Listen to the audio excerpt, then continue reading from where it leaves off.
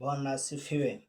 Mungu awapende na awazidishie agano lake la milele na amani ya Kristo izidi kuenea kona zote.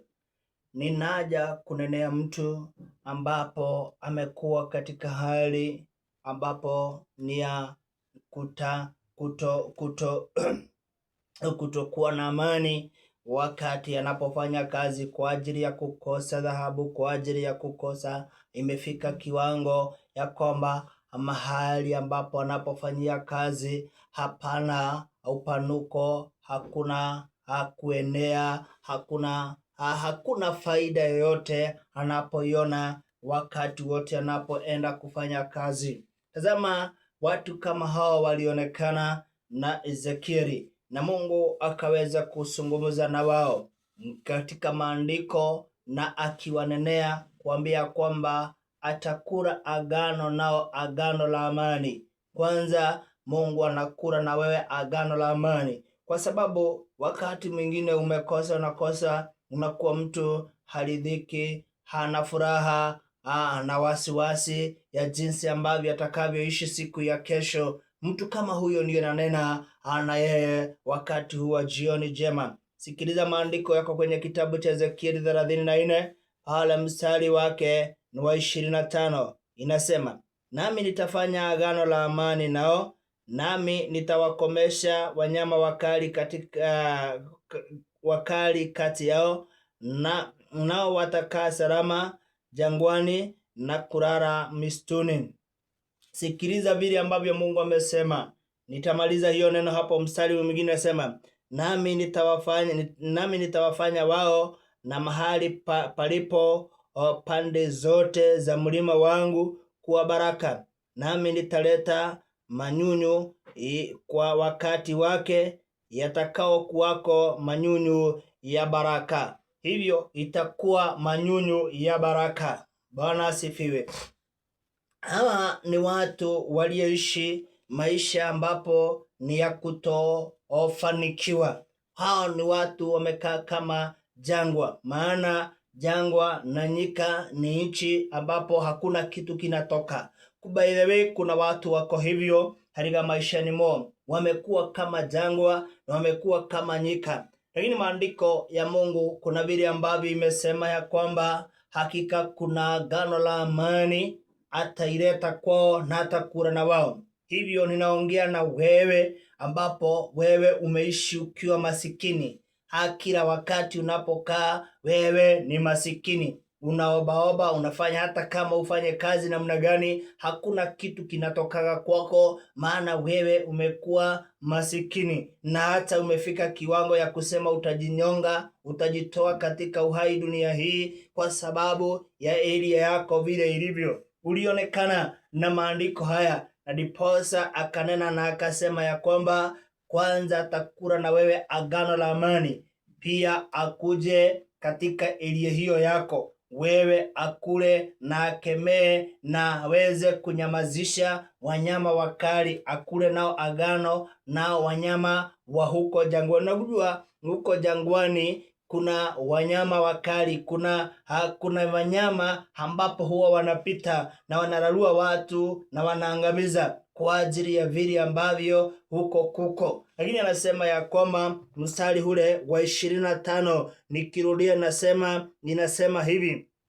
Inasema hivi mstari wa 20, nami nitafanya agano la amani nao, nami nitawakomesha wanyama wakali kati yao, nao watakaa salama jangwani na kulala salama. Watakaa salama jangwani na kulala salama. Hivi ni kumaanisha katika jangwa hiyo yako na hiyo yako, kweli kuna wanyama wengine wakali, kama wengine wanakulagwa na zile zinaitagwa fingers, kwa ajili ya vile ambavyo wamekuwa na umasikini. Kuna kuwaga na tundudu tungine ambapo tunawaramba na kuwakula, tunadanga, tuna surprise, yani tunaakilisha mambo ya umasikini. Wanyama kama hao wakali wa huko jangwani, anasema ya kwamba atawakanyanga. Unajua kwa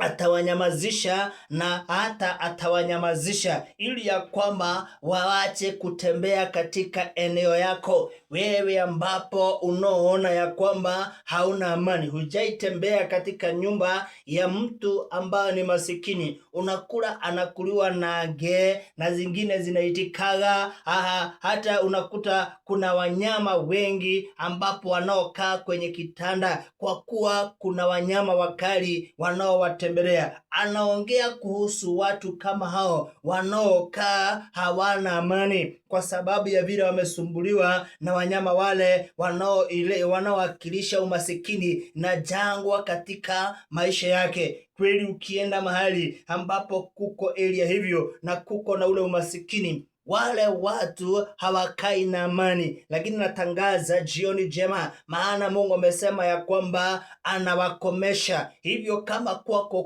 kuko hivyo, jua ya kwamba roho hiyo ya masikini na hawa wanyama unaoishi na wao, Mungu atawanyamazisha wakati wa adhuhuri jema, na kusema ya kwamba waache kukukula na kukuangamiza. Ndipo anaposema ya kwamba katika mstari wa 26, mstari wa 26 unasema ya kwamba hivi: nami nitawafanya wao na mahali palipo pande zote za mlima wangu kuwa baraka. Hivyo baada ya kukomesha hao wanyama, kuna sauti ya Mungu inasema ya kwamba pande zote, maana wewe ni mlima wa Mungu, atakuja na kukufanya kuwa baraka. Hivi wanyama ambapo wanaonekana kwa maisha yako, wanaokuzuilia wewe uitike mbarikiwa, Mungu kwanza atawanyamazisha. Wenda nchi yetu tumeinuliwa wanyama kama wale ambapo wanasumbua watu katika njia za umasikini, wamepigwa na wale wanyama, wanakuliwa usiku, wamekunywa damu, hata wamenyanyazwa.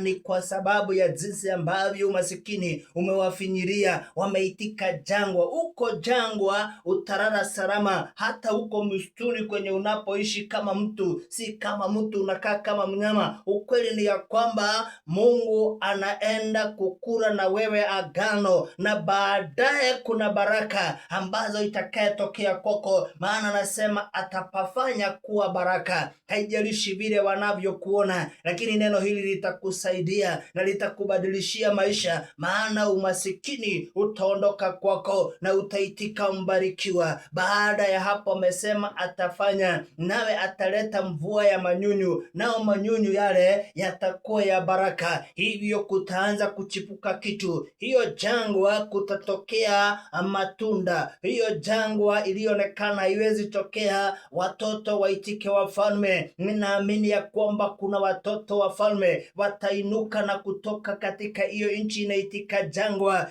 sababu mvua ya baraka na manyunyu ya baraka ya kufanya watu waitike baraka itaanza kuonekana. Pokea neno hili inaokuondolea hofu na kilio na kutokuwa na amani. Niko dhimu yangu na bini yangu ni dhimu yangu na mishoni yangu ni kukufanya kuwa mtu ambapo anaotangaza amani, na kile kilichotuma ukose kuwa na amani Mungu atakiondoa. Kama ni umasikini utaondolewa, kama ni hiyo jangwa itaondolewa, na wewe ufanywe kuwa mwana aliyebarikiwa. Na zaidi ya hayo uzidi kuhubiri injili ya amani kona zote katika nchi na mahali popote ulipo. Pokea baraka za Yesu na amani idumu kwako. Wanyama hawa wakali wanyamazishwe na wakomeshwe, waondolewe kwa maisha yako ili uwe na amani na ubarikiwe. God bless you. Barikiwa sana in Jesus name.